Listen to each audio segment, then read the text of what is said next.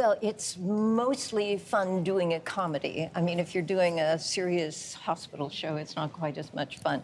But She bent her knees until they ached just to appear shorter than her male co-star.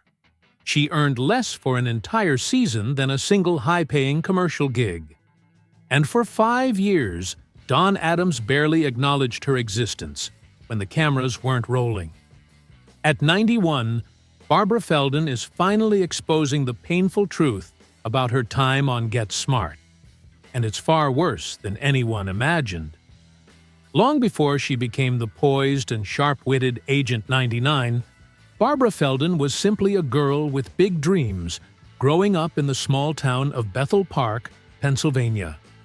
Born Barbara Ann Hall on March 12, 1933, she was raised in a modest home where her father, Raymond Hall, worked in the paper box industry while her mother, Julia Stewart Hall, devoted herself to raising Barbara and her older sister, Patricia.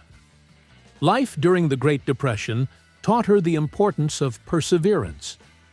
Even as a child, Barbara's imagination soared beyond the confines of her quiet hometown.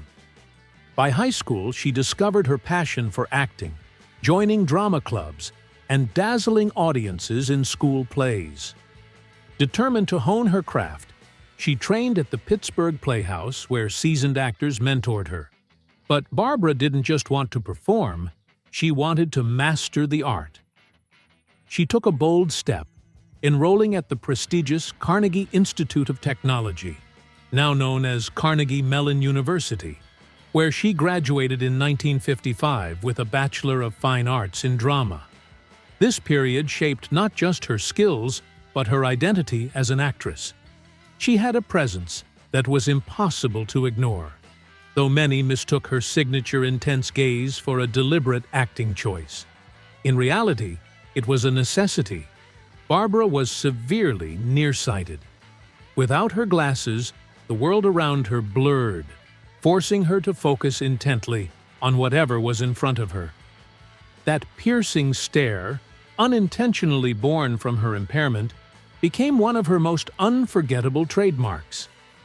But even with her unique look and undeniable talent, Hollywood wasn't waiting for her with open arms. Her journey to fame took a strange turn in 1957 when she decided to compete on the $64,000 Question, one of the most popular quiz shows of the era. Her chosen subject? Shakespeare. A bold move, considering she had only managed a C+ in the subject during her college years. But Barbara was never one to back down from a challenge. She studied relentlessly for months, immersing herself in Shakespeare's plays, characters, and themes. And then, on June the 25th, 1957, she did the impossible. She answered the final question correctly, becoming one of only 3 women to win the grand prize in the show's 4-year history. Adjusted for inflation, her winnings would amount to around $700,000 today. Overnight, she became a household name, but not in the way she had hoped. Her newfound fame came at a cost. The late 1950s were plagued by quiz show scandals, and when accusations of rigged competitions surfaced, Barbara found herself caught in the storm. Investigators questioned her integrity, and while she was ultimately cleared of any wrongdoing, public perception had already shifted. Instead of seeing her as an aspiring actress, people saw her as a trivia whiz. Hollywood doors remained firmly shut. With acting opportunities slipping away, she and her husband, Lucien Feldon, used her winnings to open an art gallery in Greenwich Village, a hub for avant-garde artists. The venture, however, struggled. The art world was competitive, and their gallery failed to attract enough buyers. Financial strain mounted, and soon the dream collapsed. With no other options, Lucien returned to advertising, while Barbara found herself at a crossroads. Then, fate intervened. At a party, she met Gillis McGill, a successful model who saw something in Barbara that she hadn't seen in herself. A future in modeling. It wasn't the career she had envisioned, but with few alternatives, she gave it a shot. Almost instantly, she became a sought-after model, gracing high-fashion spreads and working with designers like Pauline Trigère. The poised control and camera presence she developed during her modeling career would prove invaluable later on. But it was a single television commercial that changed everything. In 1964, Barbara starred in an ad for Revlon's top brass hair pomade. Unlike other commercials of the time, this one was sultry, mesmerizing. She stretched out on a tiger print rug, looked straight into the camera, and with a silky voice called Men Tigers. It was bold, it was different, and it made her a star overnight. Suddenly, she was everywhere. The commercial earned her the nickname Tiger Girl, a moniker that followed her for years. Industry insiders couldn't stop talking about her. Yet, despite her skyrocketing popularity, Hollywood still refused to take her seriously. To casting directors, she was just another model selling a product. But the ad did more than make her famous. It made her rich, terrified of fading into obscurity. But Feldon did the unthinkable. She walked away willingly. The world still saw her as Agent 99, but she was ready to step out of that role and into something more personal. Writing became her sanctuary, a way to process, to reflect, to share the wisdom she had gained through years of highs and lows.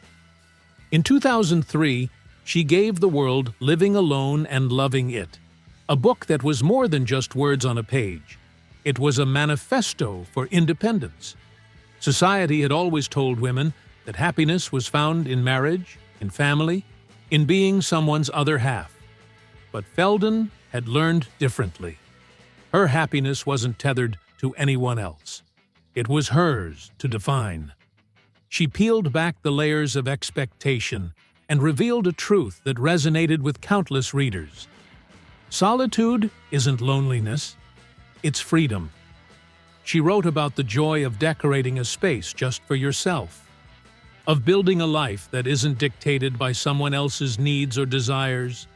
She spoke about financial independence, about the importance of never putting your security in someone else's hands, about finding fulfillment outside of romance. And in a world that constantly pushes the narrative of happily ever after, her perspective was a breath of fresh air. Nearly 2 decades later, she returned with another powerful piece of writing, Getting Smarter, a memoir that pulled back the curtain on her life in Hollywood, her struggles, her triumphs, and the lessons that shaped her. It was raw, honest, and unfiltered. She didn't sugarcoat the hardships. She embraced them.